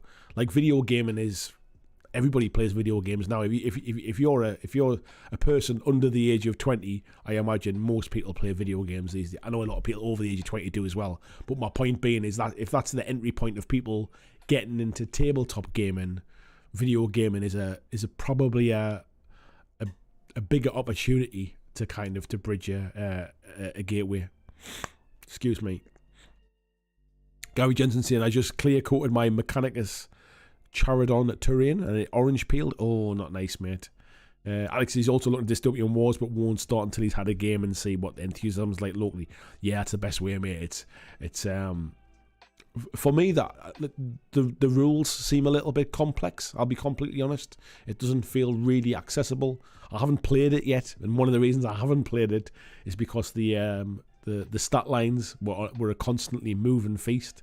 So whenever I had a look at them online, they'd changed since the last time I'd looked, and I thought it was one of those things where I just thought I'm going to give it a while and I'll let it calm down, and when it settles, I'll come back and look at them. Ed saying most games will be at least somewhat organised, even if it's just Monday's X-Wing Day, Thursday's Legion. Yeah, I would agree, mate. I just mean, like, the term pickup game tends to be used for, and some people describe it as, I want to be able to just turn up at the shop on a Friday and see who fancies a game of 40k, and then at least if we're all playing matched points, like, you know, we're turning up with 2,000 points or whatever. That's what I'm saying. I think the vast majority of games are pre-planned. by which terms I mean you could literally use whatever rules you like, whichever version of 40k you like, because if you've pre-planned it, then you could do that in advance. Clyde says gluing together fiddly minis kills the mojo. It certainly does when they're metal minis for me, mate. I hate the messing about with super glue, and I hate, like, there's something about Infinity minis that they just don't stick together for me. I've tried Gorilla Glue, I've tried a million different super glues. None of them really seem to kind of glue together really well, like on contact, like some other metal miniatures do. And so I have since used accelerator spray. But what I like to do is I like to hold the two parts together so I know they're in the right place, and then spray the accelerator spray to make them go off, rather than the way you're meant to do it, where you spray accelerator on one piece and put glue on the other and stick the two together and it goes off. Because you don't get any working time if you do it like that. Almost instantly as they touch, it goes off.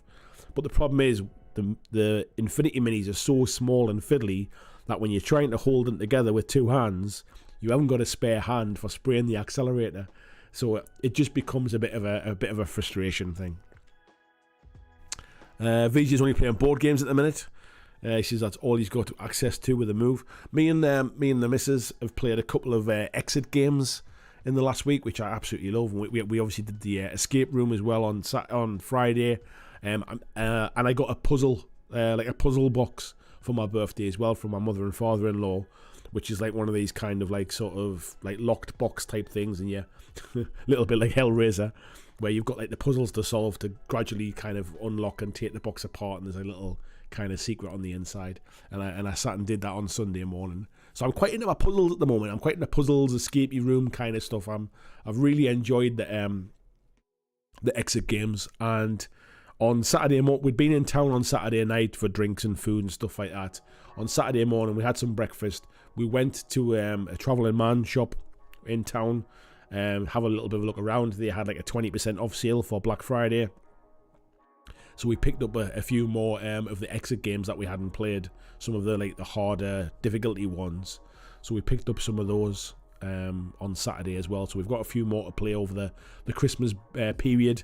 And as a bit of a gift for my wife, I bought her the Exit advent calendar as well. So there's a little puzzle to solve each day. So from December the 1st, we'll have like a little puzzle to solve each day as well, which would be quite cool. Paul saying, if the Infinity Minis were my first ever, I would have given up on the hobby trying to put them together. Yeah, me too, mate. Me too.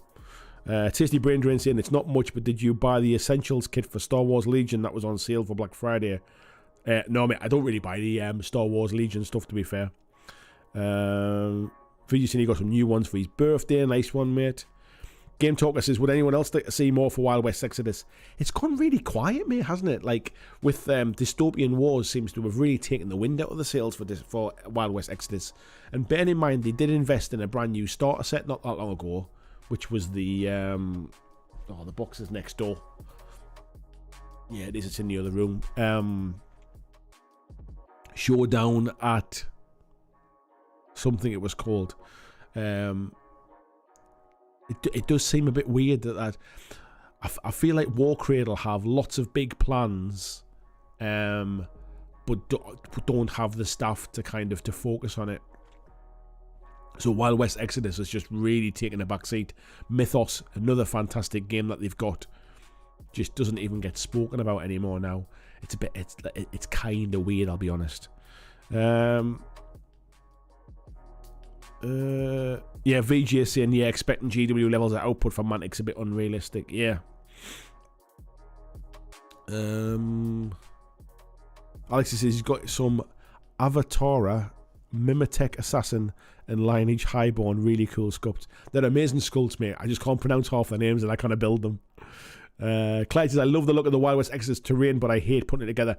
It goes together really well. It's fantastic quality and it looks great when it's done. But yeah, they're not quick kits to build, shall I say. And I hate having them, like the burnt wood and wood glue all over my hands when I'm done. I hate that. Vincent says we're talking about pick-up games and demo games. Or Vincent, on gaming days we bring 4 lists usually in four different sizes, so everyone can get a few games in, no matter the preferred or maximum point size. But I guess even that is pre-arranging what you're bringing with you. That's the point I was making. Game Talk says I've been looking forward to putting together some homemade terrain for WoW's Exodus, but haven't gotten around to it yet. Nice one. Anna says, what did you think of Conquest the other night? Anna, it wasn't the other night. I'm supposed to be playing it on Friday, but I've literally just realised tonight before we started the live stream that I'm in Nottingham on Friday, so I can't go and have a demo of it. I'm in Nottingham because I'm there the night before for the Firefight day the next day. So I'll be dropping a message in the Discord group and for the local club, and I won't be making it on Friday now. But I was kind of going along just to have a bit of a demo and just to watch a couple of guys having a demo, to be fair, really, and just to see if it was something I want to kind of spend any time and money on. But I'm not going to get the opportunity now, unfortunately, this week. Peter says, assembling the Recruit from the Dark, from Into the Dark, the Kill Team starter box. Nice one, mate. I've got that as well, actually. I decided to treat myself to it a while ago, and I've not actually built the Recruit yet. I built the terrain, and I've built the Navy breaches, I think, is the other ones, isn't it? Greg Cherry said he's pocket up new Underworlds for $75 on Black Friday. Hopefully the Universal decks are fun. Haven't played since Shadespire. Yeah, I hope they're fun as well too, mate. Ed says if you're playing that rarely, good balance, which is the aim of points and match play, is important because you probably don't know enough to have a game you'll both enjoy without it. I kind of think the opposite, mate. I think if you're not playing that often, why overcomplicate the rules? Like, why get to a point where you're spending forever, like list building, where you're worrying about only taking kind of like legal units in a list, or where you're worrying about like the intricacies of the game. If you're playing so infrequently, I would suggest that balance is less important. The chances are you're just playing to kind of play with your mate. You're playing just to get your new toys out and kind of show them off, the ones you've been painting. So I would kind of say balance is even less important if you're playing less frequently. Type 40 Tardis says Dystopian Wars just updated the Commonwealth list, full stats and artwork for the model I designed. Flying assault drill. Nice one, mate. They do quite often update the rules though, don't they? Update the stuff. Paul says send me the Blackwind box, I'll build them for you. Honestly, mate, you must be fond of a treat. Can't stand building those models. John says you simply have to learn to drill pin metal models, tedious but necessary. You don't have to drill and pin metal models. You have to drill and pin metal models when they're too heavy. Like this is not about them not like fitting together very well. To be fair, the Infinity Minis fit together well. The glue doesn't stick on them. It's as if the release that they use, the release from the mold to the mold release, it's as if there's some coating on them. I've tried ultrasonic cleaning them. I've tried scrubbing them with toothbrushes. I've tried cleaning them in soap. I've tried cleaning them with IPA. I've tried about 6 or 7 different types of super glue. Just doesn't seem to make any difference. The way I got the last lot of models to stick together was putting bits of tissue paper between the joins, and they would kind of using that like as an accelerator. I just find them an absolute pain in the backside to build. Big Dave's off to bed. Take care, mate. Paul saying, don't ever solve a puzzle box, they'll come for your flesh. So far, so good, mate. We have such minis to show you. And John, good evening, mate. How you doing? He said he's just got in from a game of Siege and Kings of War. Really enjoyed it, and looking forward to seeing a few of you on Saturday. Yes, you too, mate. Greg says it's slower, but applying pressure to a super glue bond makes it around 3 times stronger. I expect the spray makes it even weaker. I don't have any problems with the bonds, mate. Every super glue model that I have used speed super glue accelerator on, it has like, it's never felt a bit on me. It's still in one piece. I've never had any issues with it. It's just the fact that once I like to be able to kind of hold it in place, and then once I know I've kind of got it in the right place, you can spray it and it just kind of like, it just goes off, and it kind of like it stays where it's meant to stay. And I've built Infinity Minis in the past like that, by spraying them with accelerator. But what I've done is I've sat in the house and I've basically been gluing bits together and then going to my wife, right, spray that for us. But it gets tedious. Like, it shouldn't take 2 years to do it.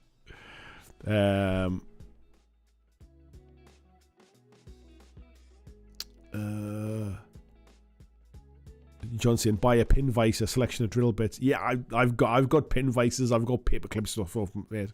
I have done it with like I've done it for like repairs and stuff. I've done it for some metal models when there's got like heavy parts that might kind of fall off and stuff. But if you've never worked with Infinity models, like trying to pin some of those joins, you're kidding yourself. Oh, Tasty Brain Drain saying he bought the Essentials kit. But awesome, mate. Ed saying Infinity Minis are bad to build compared to 80 Citadel stuff, let alone modern plastic. Yeah, I knew I wasn't alone in it, mate. I knew I wasn't alone in that thought.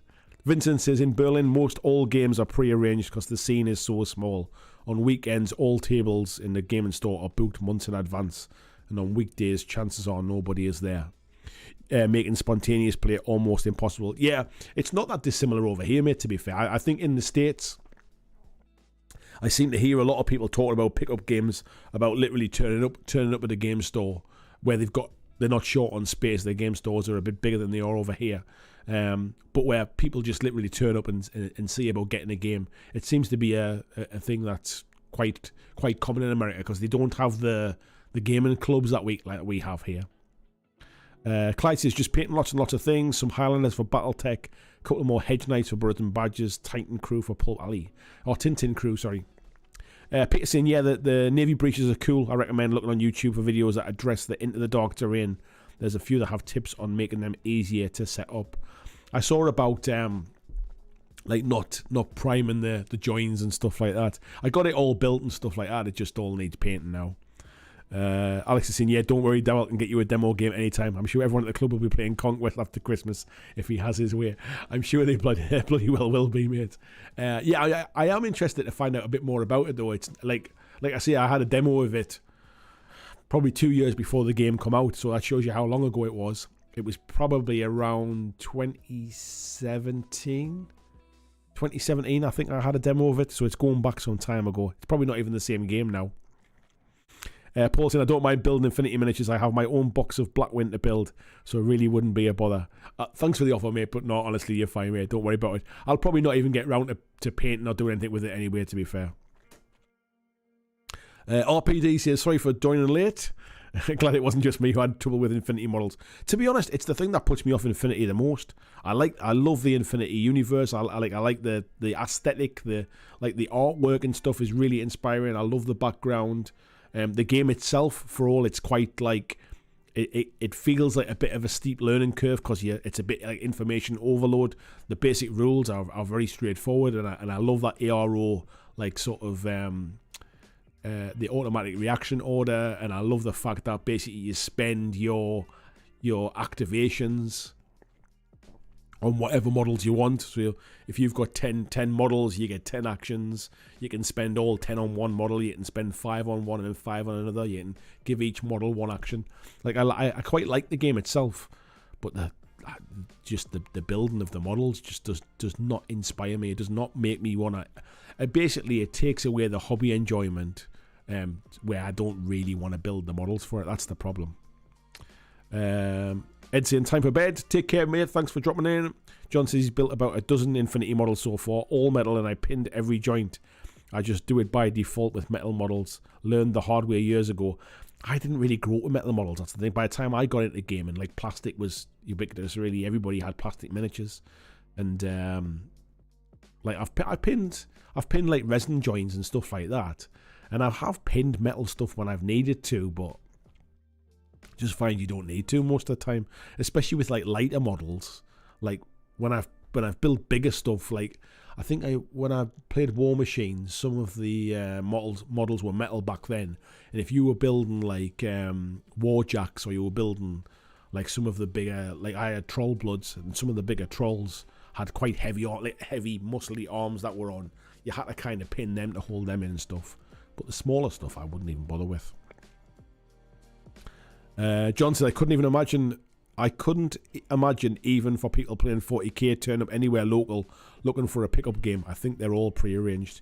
Yeah, that's what I'm saying. I don't think it happens so much here, but like I say, I think it's something that happens in the States. Peter says I still have to start the terrain, but I've already built up the Morok terrain, the Blooded, the Phobos Strike Team, and the Navy Breaches. Still got Crew Caution, and it sounds like you've got plenty of stuff on your hands, mate. And RPD says that's exactly what happened to me. Tried to glue them, but nothing stuck, so I've rage quit. Threw it all back in the box, never to be touched again. Yeah, I have no idea why they don't stick, mate. I can't work it out. It's as if there is something like on the surface of them, and I can't work out what it is. I've got no idea. John saying, just be glad they don't use actual lead anymore. It was awful material to drill. Snaps the drill bits in addition to being toxic. Yeah. Like I know I'm kind of like, I'm older and I'm old enough to have been like messing about with lead miniatures and stuff like that. But I didn't get into tabletop until I was much older. So by the time I started in tabletop, like 5th edition Warhammer was like Warhammer 40k 5th edition, so you can imagine there was a lot of plastic kits by that point. Like was it the Assault on Black Reach kit was the 40k kit at the time, I think it was. So it was predominantly plastic by the time I was actually playing and stuff like that. Anyway, folks, my throat is dry as sticks now. I haven't got anything to drink, so I'm going to call the stream early, I think, tonight. Thank you very much, everybody that's been in tonight. If you missed the main topic, we will pop it up as a clips video for tomorrow. This week, I'm as I mentioned at the start of the stream, I'm basically spending a bit of time getting stuff ready for this weekend's Firefight event. I'm 3D printing some terrain pieces for the like objectives for the games. I've got some a lot of printing to do of everybody's personalized stories and stuff like that. So yeah, plenty of stuff going on this week outside of videos and things, but that doesn't mean I'm not working hard, and it doesn't mean that I won't be here again next week. And if you didn't manage to paint your November painting challenge in time, you've got an extra week. Get yourself on the painting table this week and submit it by next weekend. So I will see you all next Monday. Although I might do a bit of live stuff next Saturday if I get a chance. I don't know how tied up I'll be during the event and stuff like that. If I get some time sort of between rounds, or like during rounds while people are playing and stuff, we might do some kind of little live streams and bits and pieces, but we'll see. So take care, everyone, and I'll see you next week.